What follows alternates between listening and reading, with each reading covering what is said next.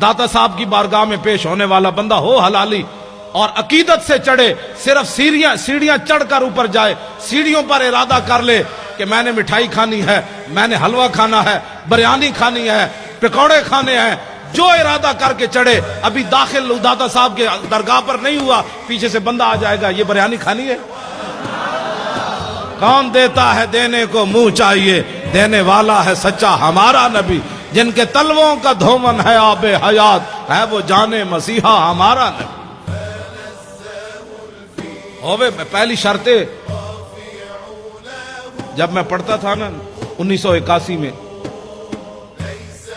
اس وقت یہ داتا صاحب کا یہ کمپلیکس نہیں، وہ تو بہت آگے تھی جگہ، وہاں دودھ کی سبیل لگتی تھی، تو میں نے ایسے سردیاں تھی، چادر کی ہوئی تھی، طالب علم تھا، تو بہت لمبی لائن، اور جو لائن سے ادھر ادھر ہوتا پولیس والے اس کو ڈنڈے سے اس کی دودھ مرمت کرتے تھے، دودھ کی لائن جو لگی ہوئی تھی، تو میں دور ہٹ کے نہ کھڑا ہو گیا ایسے کر کے، ابھی تو اس وقت مجھے اتنی ہوش بھی نہیں تھی، میں نے کھڑے ہو کر کہا، میں نے کہا جی آپ اتنے بڑے شہنشاہ ہوتے طالب علم تے تسی سانو بھی ڈنڈے مروا کے دودھ پیوانا ہے، میں دودھ کوئی نہیں پینا، دودھ میں تاں پینا ہے میں نے خود پولیس والے لے جان دودھ پیوان۔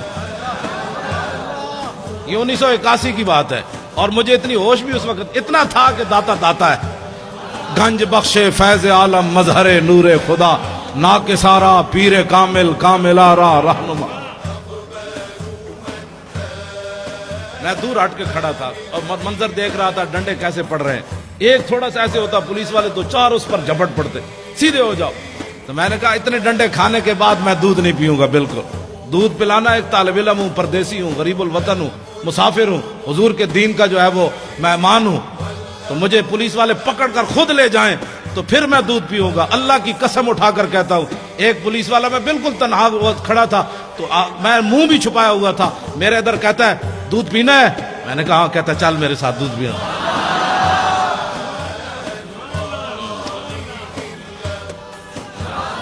لیکن اندر بھی کوئی شے ہوئے، اندر بھی تو کوئی شے ہو نا۔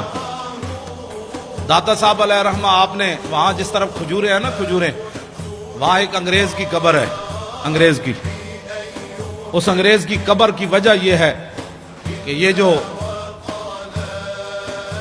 کہتے ہیں آؤ اللہ کی دین کی بات ہوگی، آخرت کی بات ہوگی، اللہ سے ڈرو، آخرت کا خیال کرو، تو جن کے صدقے سب کچھ ملا، وہ جو نہ تھے تو کچھ نہ تھا، ان کی بات ہی کوئی نہیں۔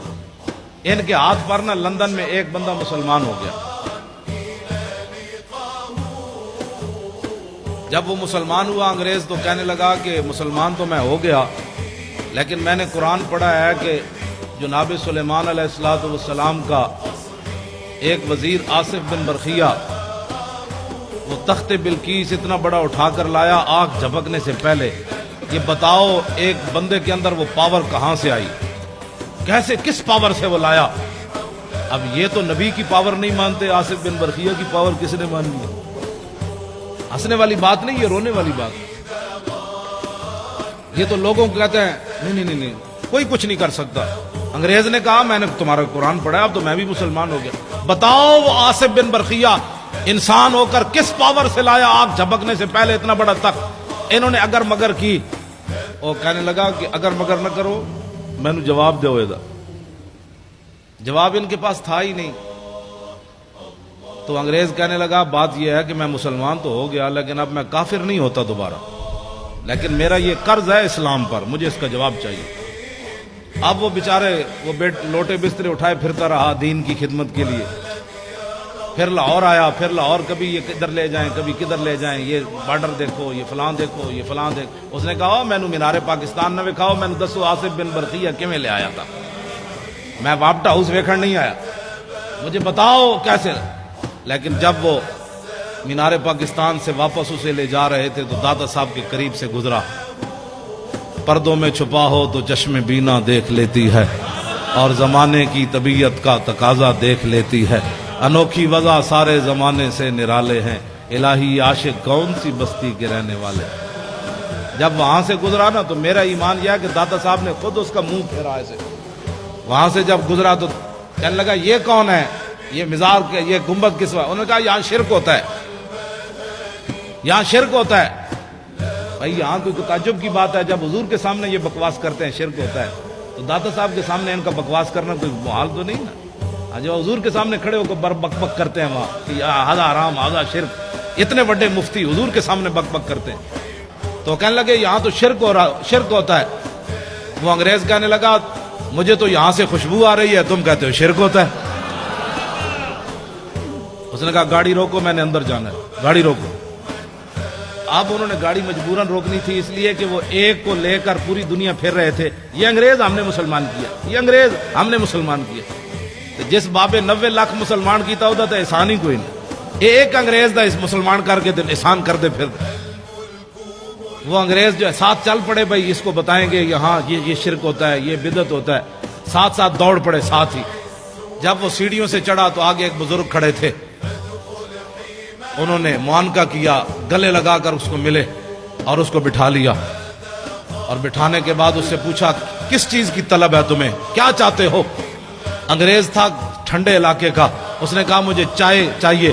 انہوں نے ایسے ہاتھ کیا، چائے کی پیالی اس کے ہاتھ میں۔ اب وہ انگریز نے جب چائے کی پیالی دیکھی تو بے ہوش ہو کر گر پڑا۔